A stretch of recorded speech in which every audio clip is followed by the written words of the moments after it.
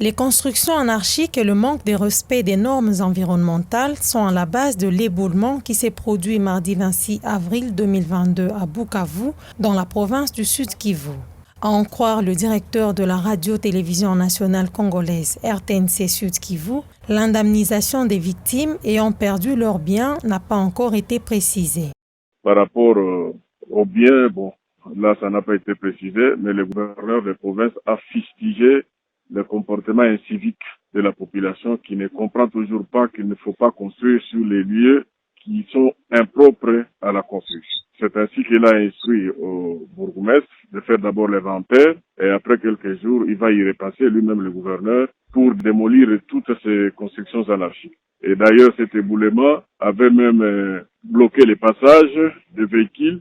Donc tout cela qui devait accéder vers Chiriri, Distem, Liobé, pour se rendre à Walungu avait des problèmes. Et le gouverneur a instruit à l'office de route qui a automatiquement commencé les travaux d'évacuation de la terre qui a obstrué les passages. Outre la prise en charge de l'enterrement des personnes décédées dans cet incident, le gouvernement provincial du Sud Kivu prend en charge les survivants. Aussitôt après, le gouverneur s'y est rendu pour voir comment la situation s'est déroulée.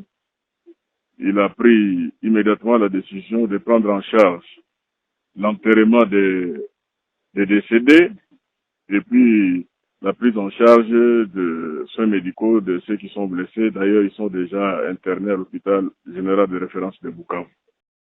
Cette situation n'est pas une première en République démocratique du Congo. Selon les experts environnementaux, la cause d'un éboulement peut être liée à plusieurs causes. C'est l'occasion de proposer des pistes de solutions pour que pareils drames ne se reproduisent plus. Les éboulements peuvent être naturels comme aussi peuvent être provoqués par une mauvaise gestion de l'espace urbanisé. Il se peut que la nature a juste eu envie de combler un vide quelconque qui existe quelque part et voilà pourquoi il y a eu un mouvement tectonique entraînant en fait ce glissement de terrain. Ce que nous regardons en surface n'est que la conséquence de ce qui se passe en fait à l'intérieur, donc entre les plaques tectoniques. Alors, il sied déjà de souligner que ces sites ont été pré-identifiés comme étant des zones non habitables ou des zones non stables. Ce qui se passe aujourd'hui, c'est seulement cette mauvaise foi dans la gestion de notre espace à urbaniser. Le mieux à faire, ce serait pour le moment que les autorités puissent prendre leur courage déjà de délocaliser les personnes qui habitent dans ces sites afin qu'une étude puisse être menée. Pour rappel, 9 personnes ont perdu la vie au cours de cet accident. La vie humaine étant sacrée, l'autorité compétente devrait imposer des normes de construction en vue d'éviter ces pertes en vies humaines.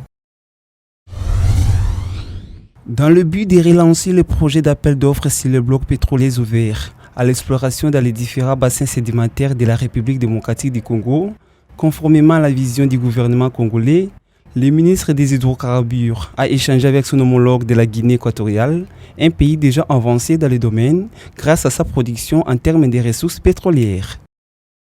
Nous sommes venus vers la Guinée pour essayer de nous appuyer sur leur expérience, parce qu'ils vont nous aider aussi à passer ces appels d'offres avec succès, de par leur expérience, de par leur carnet d'adresses.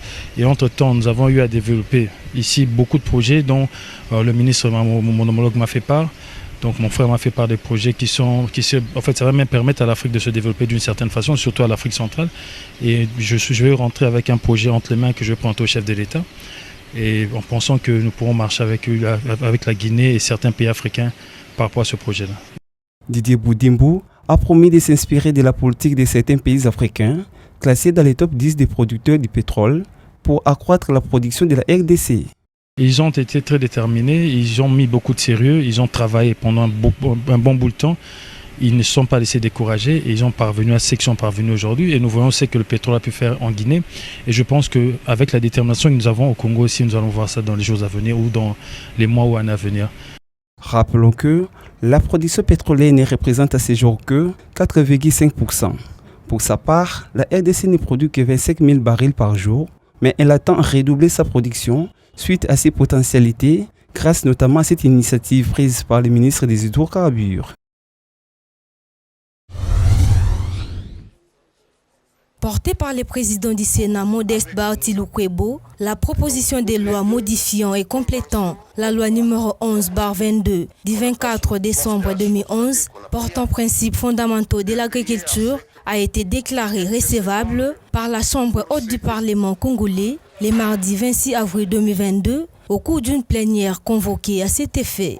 L'objectif de la modification étant celui de la diversification de l'économie nationale, de rendre attractif le secteur de l'agriculture, tant pour les investisseurs nationaux qu'étrangers, tout en laissant l'exclusivité de la propriété de la terre à l'État congolais.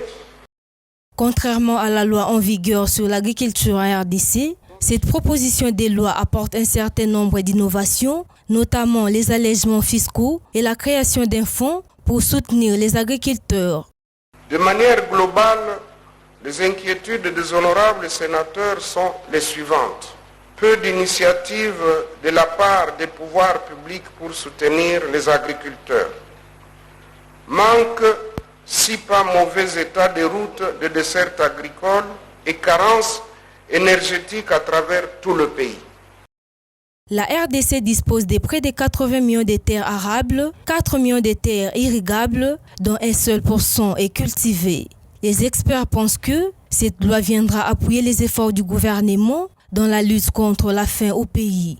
Avec ce potentiel, la RDC est capable de nourrir environ 2 milliards de personnes au monde. Mais malheureusement, elle recourt encore aux importations pour chercher à couvrir son déficit alimentaire. Nombreux considèrent ce secteur comme un travail de pauvre. Or, à mon avis, c'est le secteur qui peut employer plusieurs personnes et baisser sensiblement le taux de chômage dans le pays.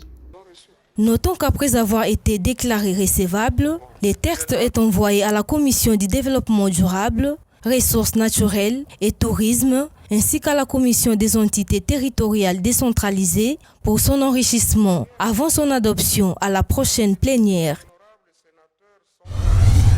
De plus en plus, le jeune Congolais déserte le milieu rural ou vont d'une ville à une autre en quête d'une meilleure vie. Pour cause, les mauvaises conditions de vie dans certaines régions de la République démocratique du Congo.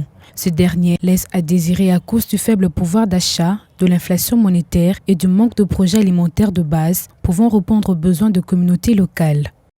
Les zones rurales sont dépourvues des infrastructures, sont dépourvues de la politique d'investissement dans nos zones rurales. Et pourtant, nous parlons exactement de cette politique de la productivité agricole.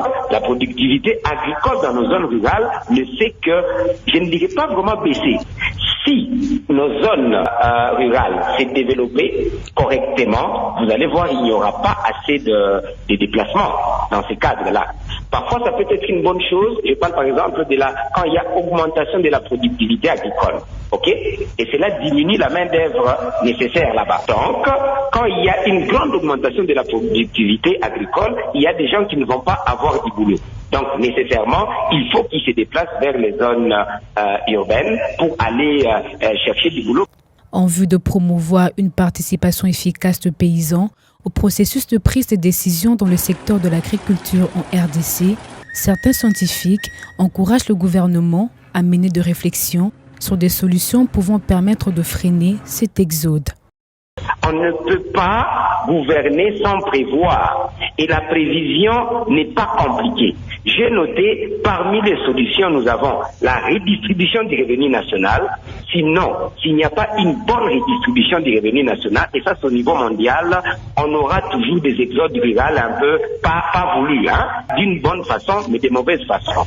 La deuxième grande solution, ce sont les politiques de stabilisation de l'économie nationale. Parce que l'économie nationale ne peut pas se concentrer seulement en grande partie vers des zones urbaines.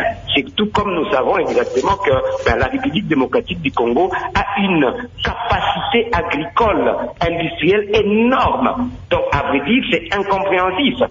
L'État congolais est appelé à organiser son secteur agricole au service du développement du pays afin de limiter cette migration de population des milieux ruraux vers les milieux urbains, car celle-ci serait aussi à la base de plusieurs maux entre autres le manque de respect de normes environnementales.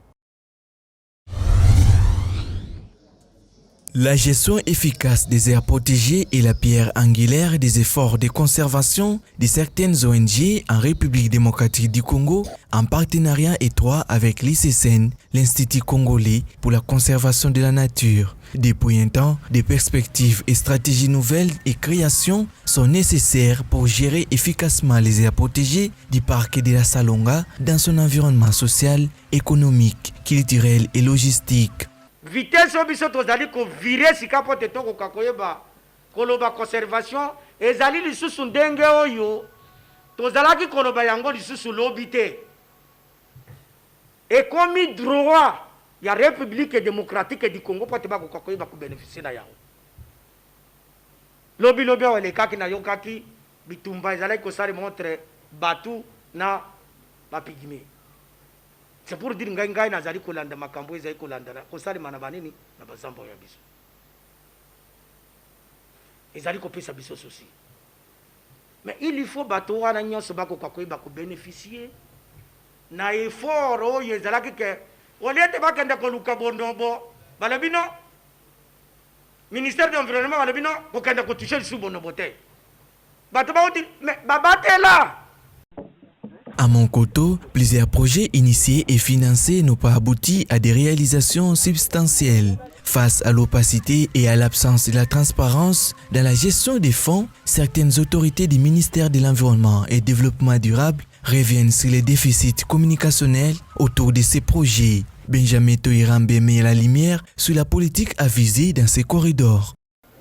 Parc ezali nandenge na yango kuya kugérer. Mais il faut aider bateau yo bazali zinga na parc. Bateau yo bazali ke bazali na corridor oyo ezali na parc. Po ete bako kakoeba parce que bazali na mabele na bango telelo oyo. L'État a pekisi bango tete bako kakoeba ko sala misala na corridor na bango. L'État a pekisa bango te. Ezali wana entendement mabe. ICC n'a pekisa bango tete batika ko sala misala na corridor. Non, ça c'est faux. Wana ezali lokuta. Wana ezali discours peut-être ya ba politiciens congolais.